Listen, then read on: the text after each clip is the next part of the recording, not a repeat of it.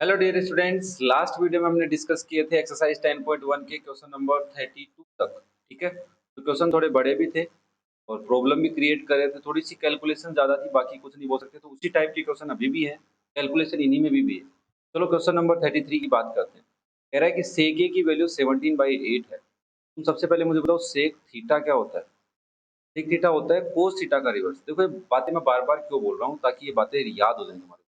तो cos theta क्या होता है, बेस अपॉन हाइपोटेन्यूज। तो यहाँ पे आप बोलोगे हाइपोटेन्यूज अपॉन बेस। इसका मतलब हाइपोटेन्यूज 17 है और बेस क्या है 8। क्लियर है सबको? हाँ। अब हमें परपेंडिकुलर पता करना है, तो अंडर रूट में मैं बोल सकता हूँ क्या, हाइपोटेन्यूज के स्क्वायर में से माइनस कर दो बेस का स्क्वायर। ठीक है, तो अब हाइपोटेन्यूज स्क्वायर में से बेस का स्क्वायर माइनस करना है, सिंपल सी बात है। तो आप बोलोगे अंडर रूट में 17 का स्क्वायर होता है 289 माइनस 8 8 जा 64 माइनस 60। यहाँ पे आ गया अंडर रूट 225 और 225 किसका स्क्वायर होता है 50। तो आपके पास तीनों वैल्यूज हैं। राइट एंगल ट्राइंगल का बेस है, परपेंडिकुलर और हाइपोटेन्यूज। अब बात सेक सेक ए की कर रहा था, तो यहाँ पे भी सारे एक्यूट एंगल एक ही बातें कर रहा है, तो हमें कोई ज़्यादा तकलीफ नहीं है। सबसे पहले साइन ए पता कर लेते हैं। साइन ए होता है perpendicular upon hypotenuse, that is 15/70। फिर हमें कोस ए की बात करनी है। वैसे तो बेस अपॉन हाइपोटेन्यूज होता है, पर डायरेक्ट भी लिख सकते थे। बेस है 8 और हाइपोटेन्यूज है 70। फिर हमें टेन ए की बात करनी है। टेन ए क्या होता है, परपेंडिकुलर अपॉन बेस। तो 8 परपेंडिकुलर कितना है 15/8। तीनों वैल्यूज आपके पास है। एलएचएस को आरएचएस के इक्वल करो, तो एलएचएस सोल्व कर लेते हैं सबसे पहले। That is 3 minus 4 sine square A upon 4 cos square A minus 3। Value put करो, 3 माइनस 4 इंटू साइन स्क्वायर है मतलब 15/17 का square divide by 4 into cos square है। कैलकुलेशन है थोड़ी सी, 8/17 स्क्वायर माइनस 3। सबसे पहले आप बोलोगे भाई 3 माइनस 4 इंटू 15 का स्क्वायर 225 और 17 का स्क्वायर होता है 289 डिवाइड बाय 4 इंटू 8 का स्क्वायर 64/289 माइनस 3। क्लियर है यहाँ तक? हाँ, मल्टीप्लाई करो। 3 माइनस 225 है ना, इसको 4 से मल्टीप्लाई कर लेते हैं, तो आंसर आ रहा है 900/289 डिवाइड बाई 4 को 16 से 64 से करेंगे 256/289 माइनस 3। अब एलसीएम लेना है, तो फर्स्ट वाले का ऊपर वाले का एलसीएम क्या आएगा 289।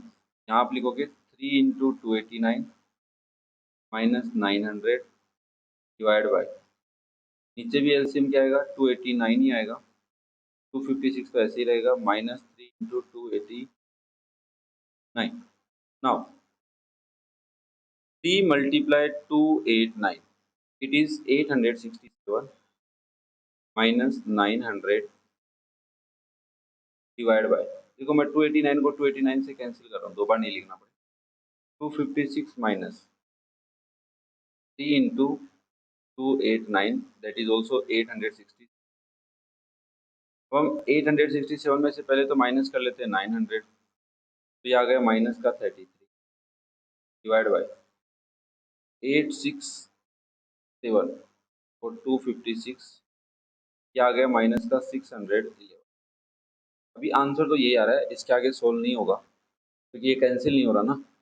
अब हम क्या करेंगे, आरएचएस पार्ट को सोल्व कर लेते हैं। क्या उसमें भी यही वैल्यू आ रही है कि नहीं आ रही? एक मिनट रुको, है ना। तो आरएचएस में टेन स्क्वायर की वैल्यू पुट करनी है। यस, आरएचएस लेके आओ। आरएचएस में लिख लेता हूँ सबसे पहले, ये रहा आपका आरएचएस। बुक्स से देख के लिख लेता हूँ, 3 minus 10 square A divide by 1 minus 3 10 square A. और आपके पास 10 ए की वैल्यू मैं लिख देता हूँ कितनी, बाई 8। चेक कर लेते हैं यार, 15/8 ठीक है। हाँ, तो आप वैल्यू पुट करेंगे 3 minus 15/8 whole square divide by 1 minus 3 into 15/8 whole square. Cube नहीं है ना ये, रही है, ठीक है। नाउ तो आप लिखेंगे 3 minus 225 upon 64 divide by 1 minus 3 into 25 upon 60।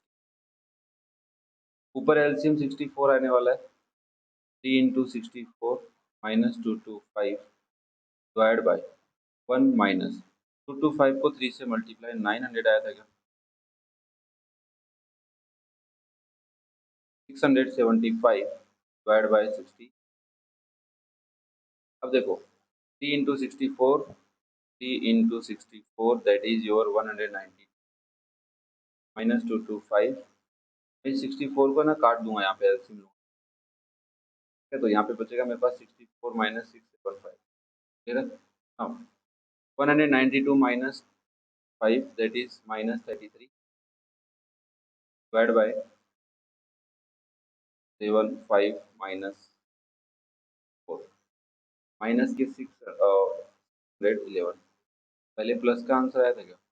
Minus के ना, जब दोनों माइनस के काट के प्लस का कर लो, एक ही बात है। 33 अपॉन 661 और यहाँ LHS को भी आप माइनस कैंसिल कर क्या बोल सकते हो, 33 अपॉन 11।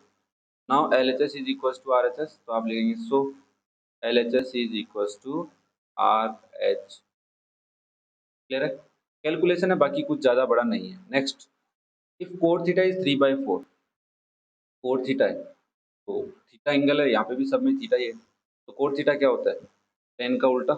टेन क्या होता है? परपेंडिकुलर अपॉन बेस, तो इसको परपेंडिकुलर, तो आपको बेस पता चला 3 है और परपेंडिकुलर कितना है? 4। नाउ हाइपोटेन्यूज कैसे पता करेंगे? Under root base square plus perpendicular square, under root में T square plus 4 square. T का स्क्वायर क्या होता है? 9, 4 का square 16, under root 25 that is 5, 4 5 है। हाँ सेक थीटा बताओ भाई जल्दी से। सेक थीटा कोस का उल्टा कोस होता है बेस अपॉन हाइपोटेन्यूज, तो hypotenuse upon base that is 5 upon 3। Cosec theta sine का उल्टा होता है, तो परपेंडिकुलर अपॉन हाइपोटेन्यूज, तो hypotenuse upon 5 upon 4। Value put कर दो, LHS सोल्व कर लेते हैं, RHS आ जाएगा। अंडर रूट में सेक थीटा तो that is 5/3 minus cosec theta 5/4 divide by sec theta plus cosec theta. LCM क्या आएगा ऊपर?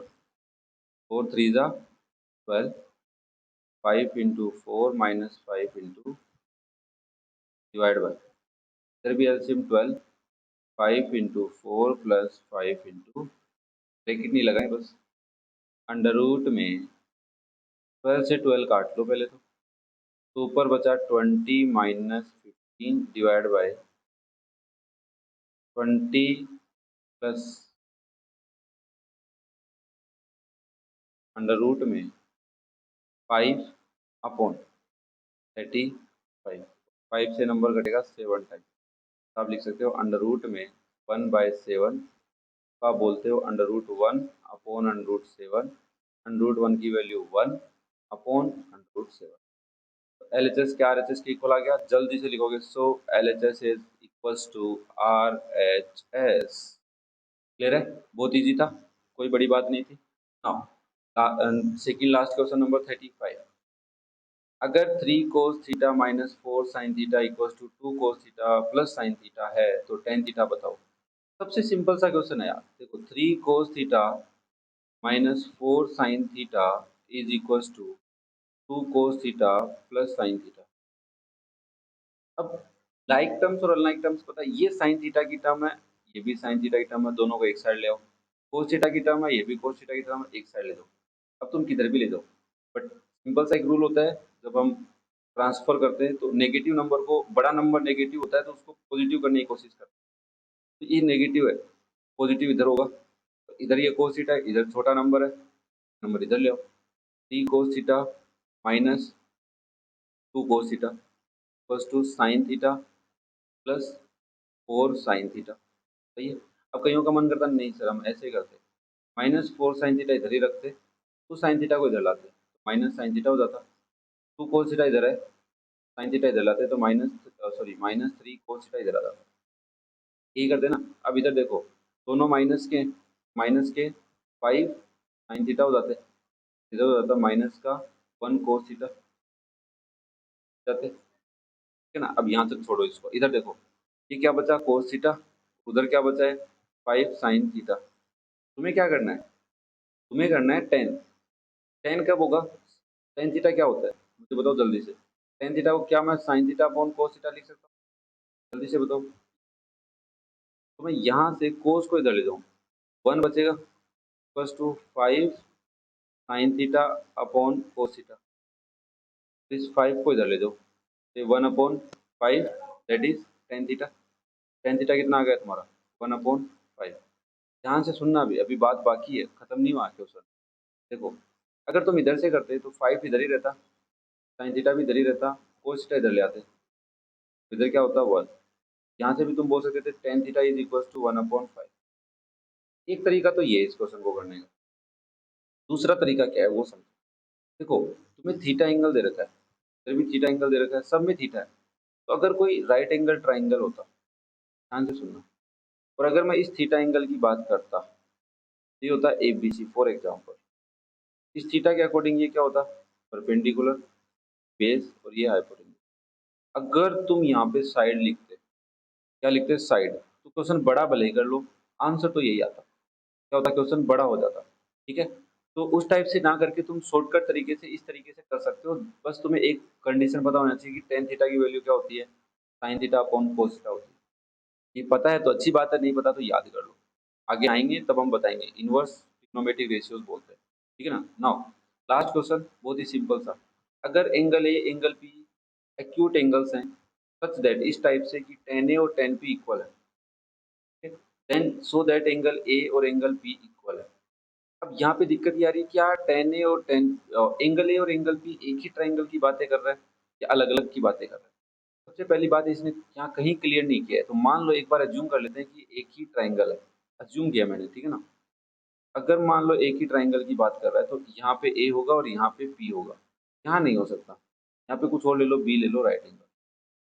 अगर मैं एक्यूट इसकी बात करता, याद है तुम्हें साइन के लिए अपन ने एक क्वेश्चन किया था थोड़ी देर पहले वीडियोज में, तो इसके अकॉर्डिंग ये इसका परपेंडिकुलर, ये बेस और ये हाइपोटेन्यूज। अगर मैं इसी ट्राइंगल को दोबारा बनाऊं, ये हमारा परपेंडिकुलर बी है, ये ए है और ये बी है, और इस एक्यूट एंगल की बात करता हूँ, ठीक है ना। नाउ ये होता परपेंडिकुलर, ये होता बेस और ये होता हाइपोटेन्यूज। वैसे तुम्हें पता है tan थीटा क्या होता है, tan थीटा होता है परपेंडिकुलर अपॉन बेस। मुझे बताओ tan ए क्या हो जाता इस ट्राइंगल के अकॉर्डिंग, परपेंडिकुलर हो जाता पी बी और बेस क्या हो जाता AB। तो इधर क्या होगा tan पी क्या होगा, परपेंडिकुलर क्या है बी और बेस क्या है पी या पी बी। वो कह रहा है tan ए इक्वल है tan पी के, तो मैंने कहा देख यार भाई सीधी सी बात है, tan ए इक्वल किसके बता रहा है तू tan पी के, इसका मतलब P B upon A B equals to A B upon P B होगा। हाँ, इनका क्रॉस मल्टीप्लाई कर, P B into P B equals to A B into A B. तो यहाँ से लिखते P B square equals to A B square. ये तो स्क्वायर में आ गए, तो क्या हम दोनों साइड में स्क्वायर रूट ले सकते हैं, टेकिंग स्क्वायर रूट, दोनों साइड में तुम स्क्वायर कर सकते हो तो स्क्वायर रूट भी तो ले सकते हो on both side. Now under root of P B square is also equals to under root of A B square, और अंडर रूट क्या होता है स्क्वायर हट जाएगा, P B equals to A B. अब ये वाली बात याद है कि हमारे पास एक राइट एंगल ट्राइंगल है, इस राइट एंगल ट्राइंगल में यहाँ ए लिखा हुआ है, यहाँ पी लिखा हुआ है, यहाँ बी, ये दोनों साइड इक्वल है, तो इनके अपोजिट एंगल भी इक्वल होंगे। Therefore angle A is equal to angle P, why bracket में लिख दो angles opposite to equal sides are। अब तुम्हारे लिए एक छोटा सा क्वेश्चन इस एक्सरसाइज के बाद में और इस लास्ट क्वेश्चन पे, अगर ये दोनों अलग अलग ट्राइंगल के होते, इसके होते अलग अलग ट्राइंगल, जैसे एक ट्राइंगल होता ए बी सी और ये ट्राइंगल होता पी क्यू आर। तो भी क्या तुम ऐसा प्रूव कर सकते थे कि एंगल ए एंगल बी के इक्वल है? कैसे करते मुझे कमेंट करके बताना। इसमें तुम्हें कॉन्ग्रुएंस रूल लगाना पड़ता है तब जाके होता है। बेसिकली क्वेश्चन तो इस कॉन्सेप्ट का ही है। ये कॉन्सेप्ट तुम्हारा डाउट कॉन्सेप्ट और भी अच्छे से क्लियर करने के लिए, तुम्हारा दिमाग कितना वाइडनेस दूर तक सोचता है उसके लिए है। करके देखना, नहीं आए तो कोई बात नहीं है, कमेंट कर देना, हम डिस्कस कर लेंगे। अदरवाइज तुम्हें आ जाए तो बहुत अच्छी बात है। तो ये आज हमारी एक्सरसाइज 10.1 कंप्लीट हो गई है। नेक्स्ट वीडियो में हम 10.2 को डिस्कस करेंगे। तब तक बेस्ट ऑफ लक। बाकी तुम्हें बताइए क्या करना है, समझ रहे हो ना? तो अच्छे बच्चे हो, चलो thank you, have a nice day.